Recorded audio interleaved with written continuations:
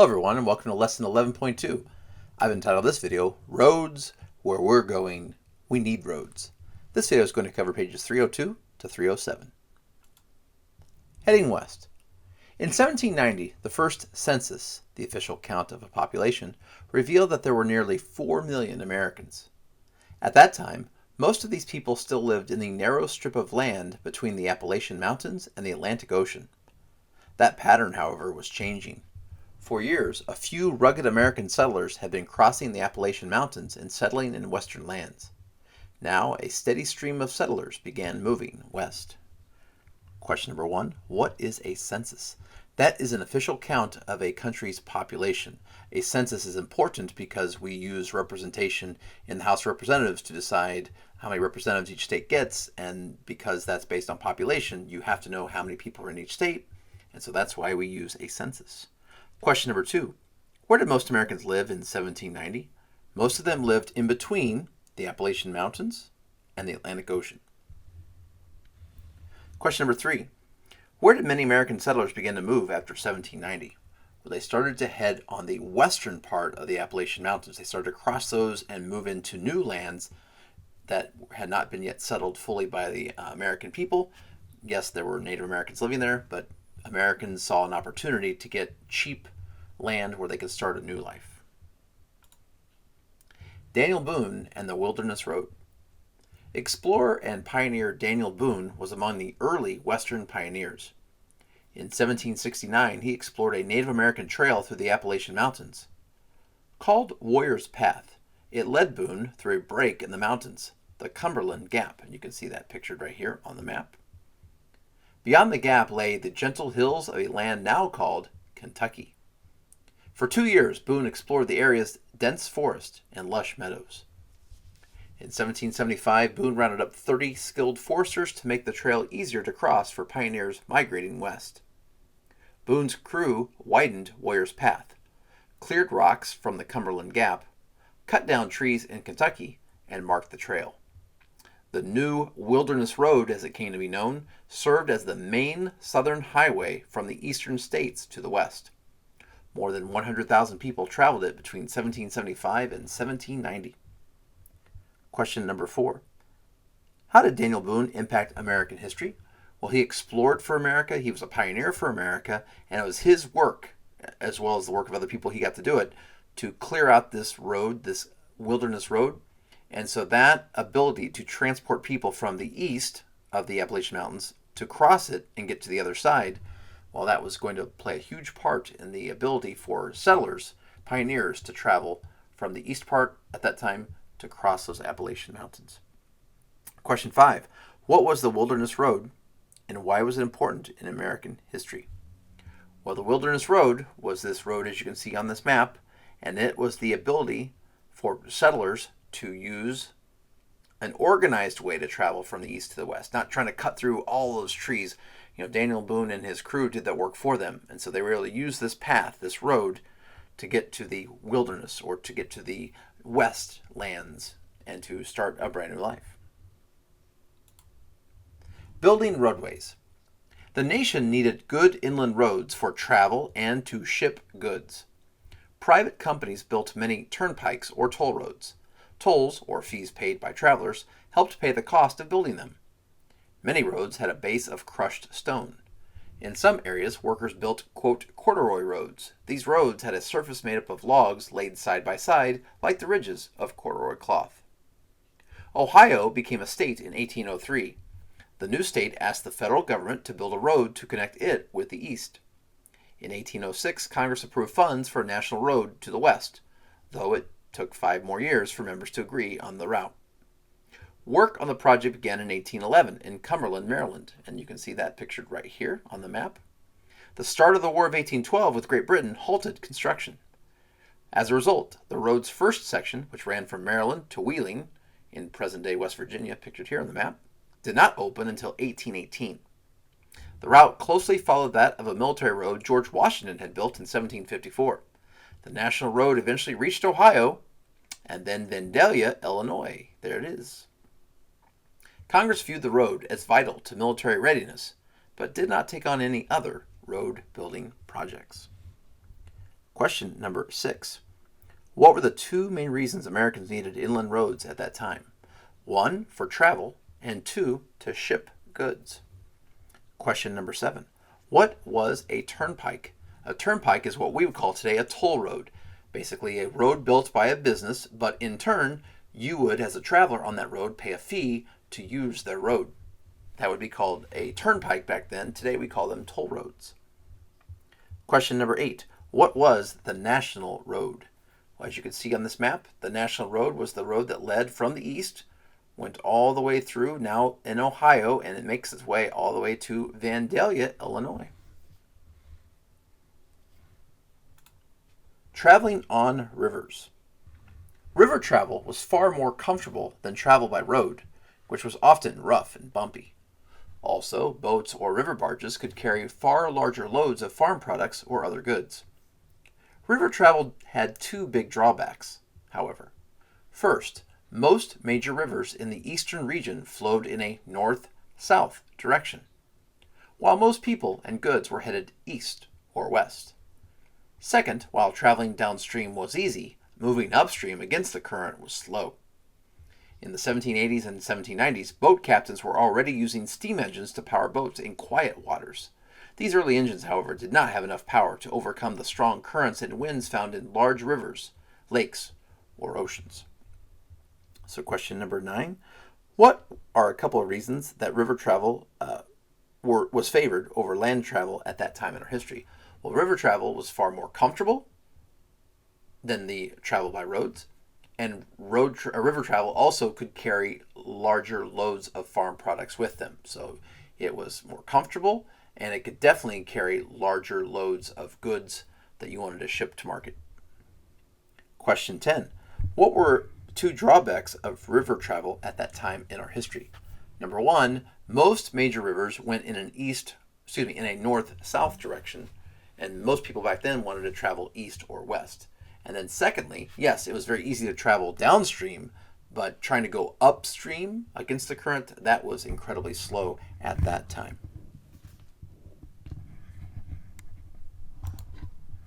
The Clermont's first voyage. In 1802, Robert Livingston, a political and business leader, hired Robert Fulton to build a steamboat with a powerful engine. Livingston wanted the steamboat to carry cargo and passengers up the Hudson River from New York to Albany. In 1807, Fulton launched his steamboat, the Clermont. The boat made, and that's pictured right here, the boat made the 150-mile trip from New York City to Albany in 32 hours. Using only sails, the trip would have taken 4 days. The Clermont offered many comforts. Passengers could sit or stroll on deck or relax in sleeping compartments below deck. The engine was noisy, but its power provided a smooth ride. Steamboats ushered in a new age of river travel. Shipping goods and moving people became cheaper and faster.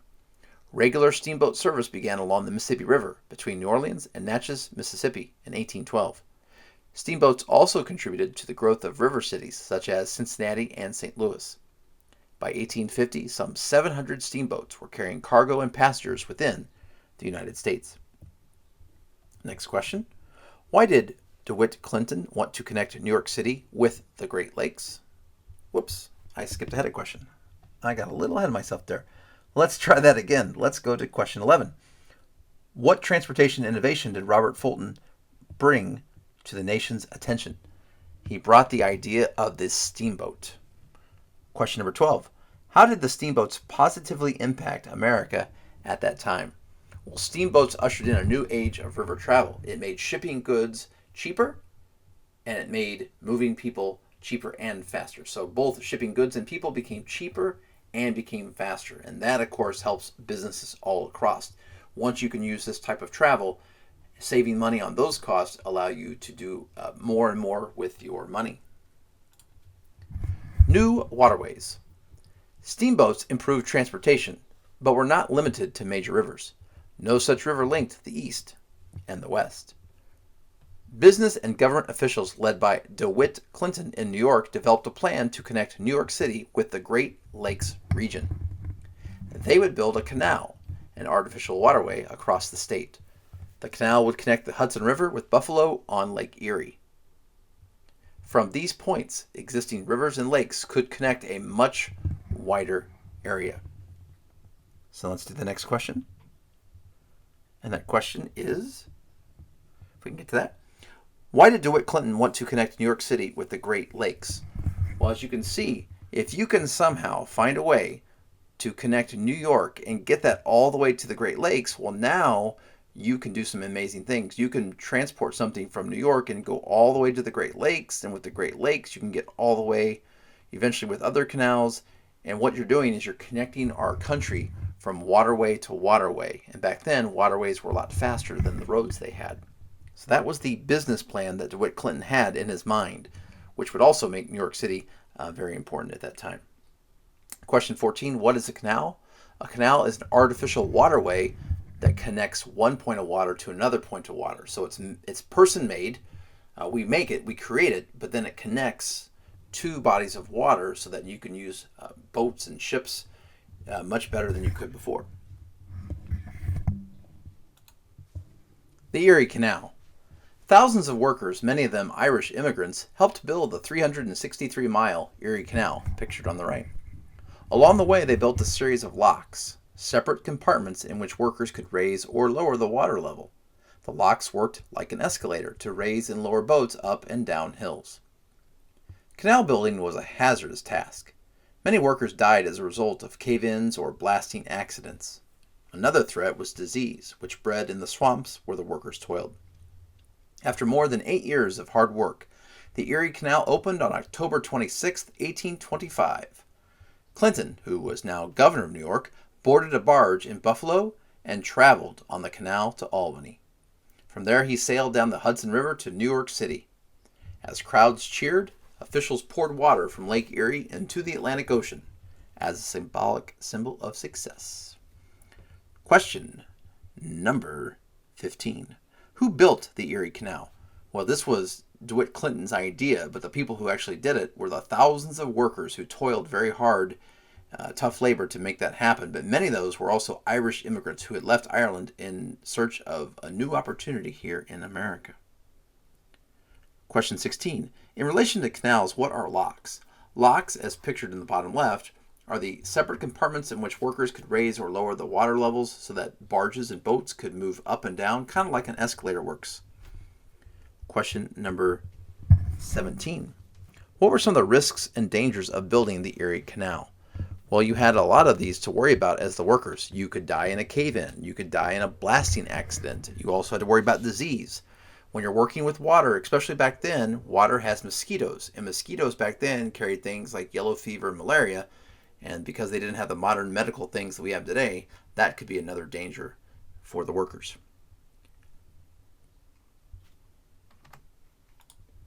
Canal travel expands. At first, the Erie Canal did not allow steamboats because their powerful engines could cause damage to the canal's earthen banks. Instead, teams of mules or horses hauled the boats and barges. A 2-horse team pulled a 100-ton barge about 24 miles in one day. This was fast compared with travel by wagon. In the 1840s, workers strengthened the canal banks so that steam tugboats could pull the barges. The Erie Canal's success did not go unnoticed. By 1850, the country had more than 3,600 miles of canals, as pictured here on the right.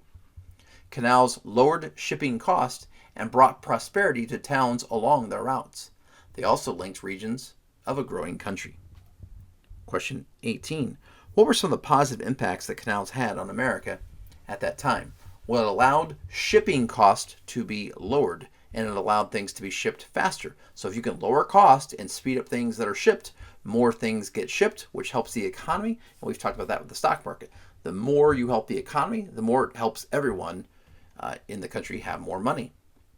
And it brought prosperity to some of those towns and cities that were along these canals. It brought them jobs and opportunity as well. And it also linked our country. So now a ship could leave New York and actually go further across the country because of the canals, which were connecting New York all the way to the Great Lakes. And of course, the Great Lakes can connect to Chicago. Chicago can link to the Mississippi River, and by land at least. And so what you're doing is you're allowing transportation to improve in America, and that allows for settlers to get to where they want to go a lot faster.